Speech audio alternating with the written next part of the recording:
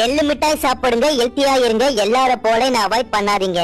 நான் லைக் வாங்க பேசல, உங்க லைஃபுக்காக பேசுறேன். உன்னை மட்டும் இல்ல, பருப்பியும் சாப்பிட மாட்டாங்க. சரி, உன்னை பத்தி சொல்லு. ஒல்லியா இருக்கிறவங்க கண்டிப்பா என்ன சாப்பிடுங்க, உடம்பு போடுவீங்க, ரத்த உற்பத்தி ஆகும். கெட்ட கொழுப்ப ஒழிப்ப இதயத்துக்கு நான் ரொம்பவே நல்லது.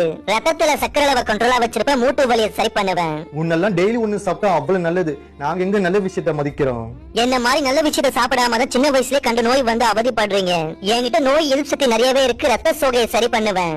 என்ன சாப்பிட்டா தாய்ப்பால் சுரங்கும், மன அழுத்தம் கம்மியாகும். நீ எவ்வளவுதான் நல்ல விஷயம் வச்சிருந்தாலும் பாதி பேர் கெமிக்கல் பிஸ்கெட் கண்ட சிப்ஸ் எல்லாம் வாங்கி சாப்பிடுறாங்க. அது உங்க உடம்பு அழிக்குன்னு அவங்களுக்கு தெரிய மாட்டுது. என்கிட்ட புரதச்சத்து, நார்ச்சத்து, கால்சியம், மெக்னீசியம், இரும்பு சத்து, வைட்டமின் பி, வைட்டமின் இ எல்லாமே வச்சிருக்கேன்.